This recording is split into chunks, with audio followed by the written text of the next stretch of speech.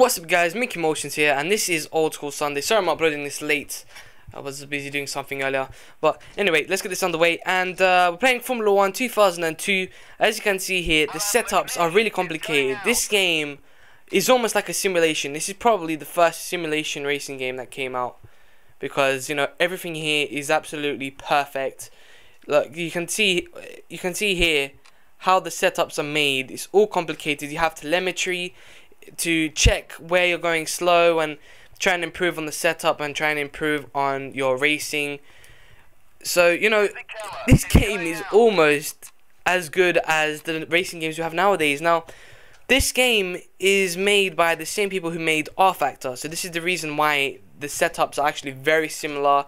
R Factor is just basically an improved version of Formula 1 2002 and F1 Challenge, which actually came out after Formula 1 2002.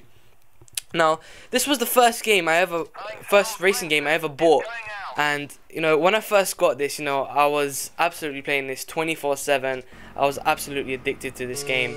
Now, for those who had this on the PS2 and the the original Xbox, sorry. I don't know if it was on the original Xbox or not. You guys tell me. But yeah, this was on the PC, so we had a different version. And it was basically a simulation version made by ISI. And I'm not too sure, but I think the console versions were made by a different company. I'm pretty sure they were called Liverpool Studios, something like that. This version was so much better. The graphics were better, the physics were better. You know, the way you could set up everything. The actual career mode itself was amazing too. And you had this like commentary and whatnot. It was such a shame that I never had a wheel at the time, because obviously there weren't. I don't think any wheels existed at the time. I think there was a Logitech Momo, which might have existed years ago. But yeah, I only had the controller that didn't have an analog, so I couldn't turn properly at all. It was literally like a keyboard, which made things absolutely annoying. So I wasn't any good at the game at all. But I had lots of fun with it. I used to play online a lot. And I probably played this game until late 2007. That's how much I enjoyed this game. I had Formula 1 Challenge as well. That game was basically a mix of all the games that they have made, and they put it all into one. So it was from 1999, 2000, 2001, and Formula 1 2002. They put all of them into one game, improved the sounds and everything. So it was really cool. I'd say the most fun I had playing this game was during championship, which is basically the career mode. The driving school was epic. You'd have to complete these challenges, like you'd have to try and go fast through turns, like you'd have to try and go for the gold time, I think it was. And once you completed all of the challenges, you'd like get all these like special cars. Like there was a car with like special wings that were made back in 2002. There are cars that have 3 seats. There's a 2-seater car, and you also get the safety car and medical car, which you can drive. And what's awesome is you would go online, and what I would do is pretend I was the safety car driver, and everybody would go along with it as well. So I would be the safety car driver whenever there was a crash. I would come out, I'd be like, safety car is coming out, and everybody would follow me. It was really awesome. Anyway, if you noticed, I had qualified in 6th place. It was actually really difficult. I was using a default setup, just slightly tweaked. Anyways, I just want you guys to watch this awesome intro. Hello there. Welcome to Germany. The weather, as so often is the case here, is just wonderful. Over 30 degrees and climbing. It's a fantastic day for F1.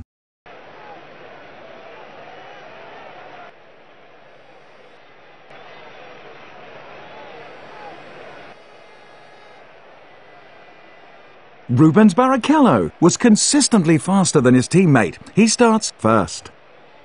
Juan Pablo Montoya, second. Kimi Räikkönen, third. Schumacher, fourth. Coulthard, fifth. The Ferrari driver put on a fantastic display throughout the qualifying hour. He starts this race from a very promising sixth. Jenson Button, seventh. Heidfeld, eighth. Villeneuve, 9th. Massa, 10th. Frentzen, 11th. Trulli, 12th. Mika Salo, 13th.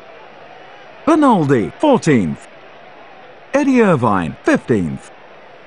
Webber, 16th. Fisichella, 17th. Panis, 18th. De La Rosa, 19th. Alan McNeish, 20th. Jung, 21st. Takuma Sato, 22nd. Isn't that really awesome? I think they really should have that in career mode. That would just make things so intense. That would get me so pumped up for the actual race. And okay, we have launch control, which they had back in the day. I had a decent start. It wasn't that amazing, but you know, what else can I do? It's launch control.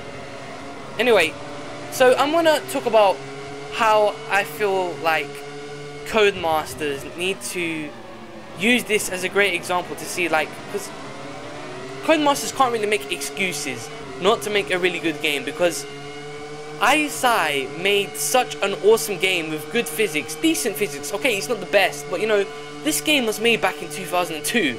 So Codemasters should be able to make an amazing game knowing the knowledge that they have here. And what I think they should do is go over to R Factor and R Factor 2 and play those racing games, see what it's like, test it out, and you know, try and make the game kind of similar to that. And I understand that they have to make a half arcade, half simulation game just to balance it out so they can get more people playing the game.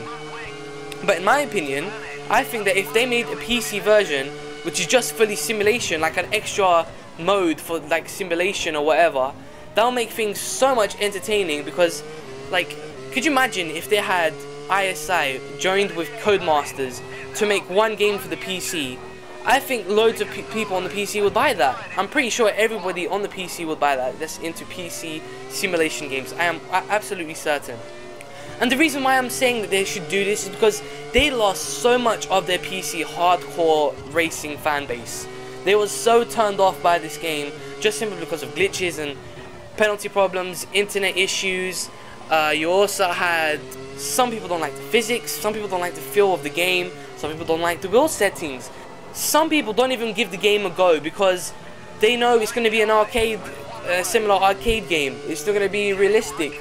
So people will just put off straight away to buy the game. But anyway, that's just my thoughts. Hope you guys enjoyed this, something different. I'll be doing old school Sundays, of course, every Sunday. But anyway, for now, this is MickeyMoTiOnZ. I'm out here.